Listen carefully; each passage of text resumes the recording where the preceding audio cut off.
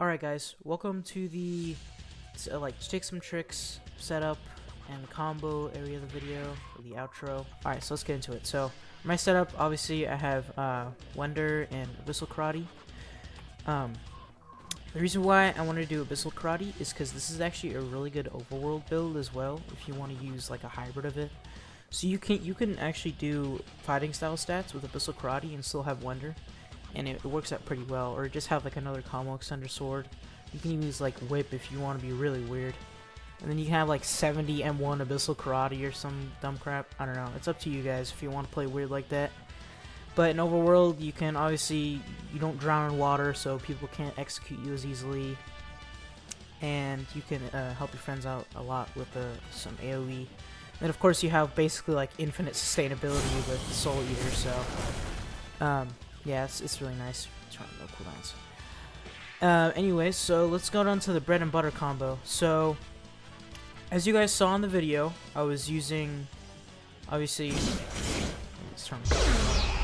Obviously, you want to use your combo center with Abyssal Karate, which that's all true.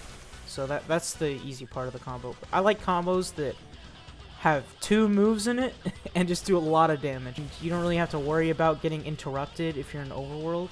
Which probably isn't the best for arena, because you would rather have lower stats in your sword. Here are your stats, by the way. You'd rather have lower stats in your sword so you can put it in your defense or something, but still have the combo be true and do the same amount of damage, just takes longer and more skill. But if you're doing overworld PvP, I'd say just have a fast combo that you can hit really easily and that it's not easily interrupted by other people, because you're going to have a bunch of other people fighting at the same time, obviously. And then you have lag to worry about, especially if you're in second seed. The lag's gonna be terrible.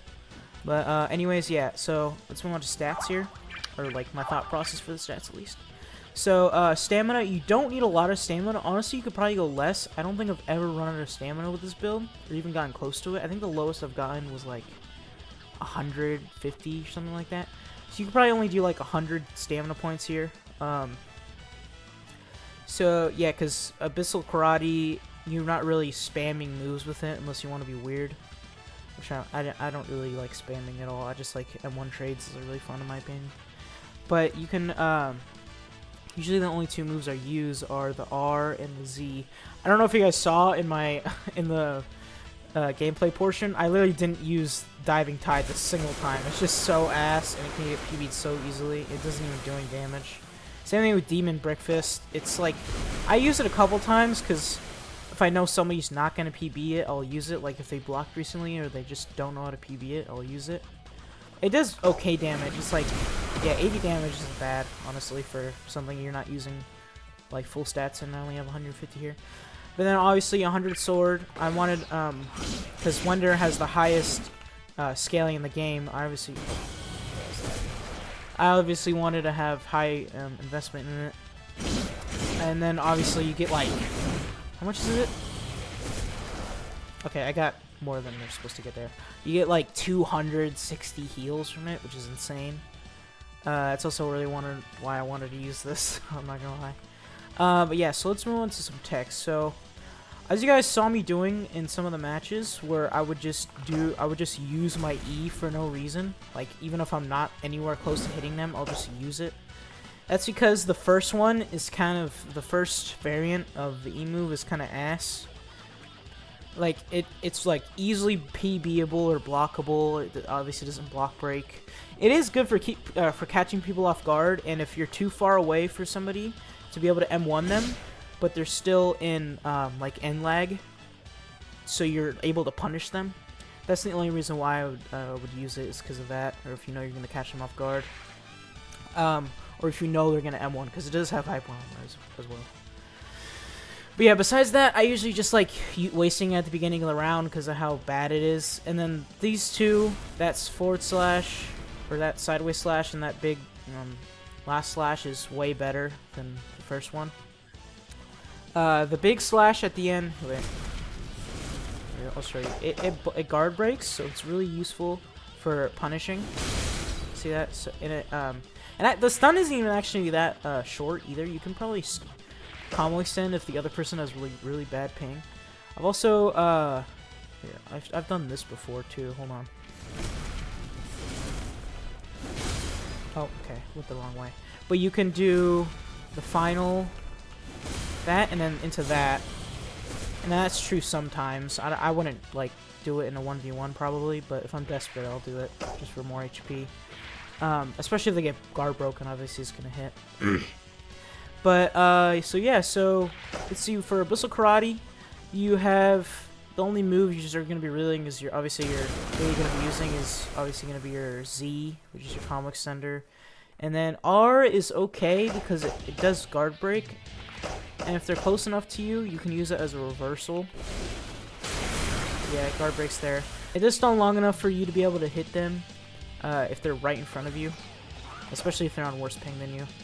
So yeah, that's pretty good. I don't know if you guys saw me doing this. I just did one feeding frenzy and then go in and attack them because it's hard to PB. They can't PB it if you go in and hit them fast enough, obviously, because they're going to be getting hit, so they're not going to be able to get hit, but PB it.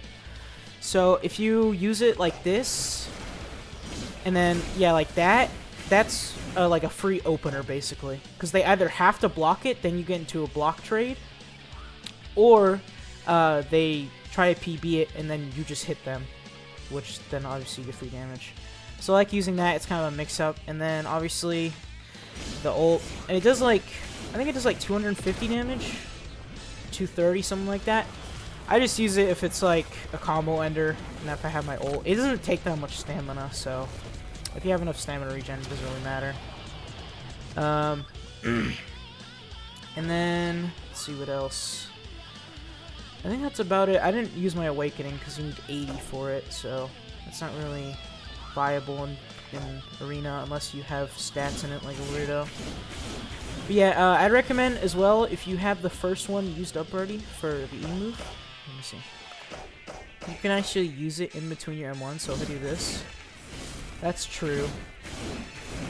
And then you can obviously do whatever you want after that. But I wouldn't recommend using it after an M1 combo.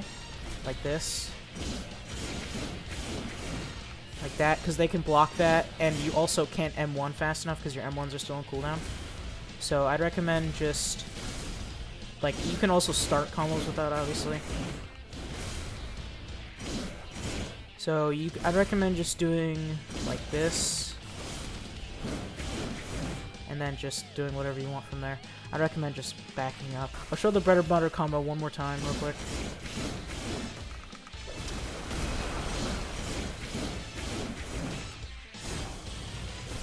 So yeah, that's a lot of damage already. The Soul Eater damage is bugged on dummies because of how much health they have. It obviously doesn't do 1,000 damage. It is a good amount of damage. I think it does like, let's see.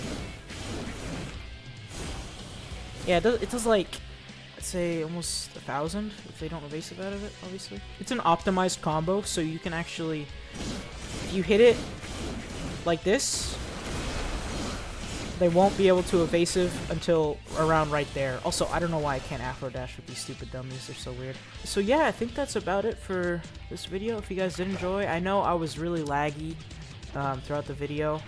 My internet's been acting up lately. I'm also pretty washed at the game in general. I came back like only a few days ago. This is my first time using this setup. I've been using this setup for like a day before recording this, so I still don't know everything about it, but it's still a really good setup, you can tell. It has high damage, high sustainability, good combo, good overworld potential.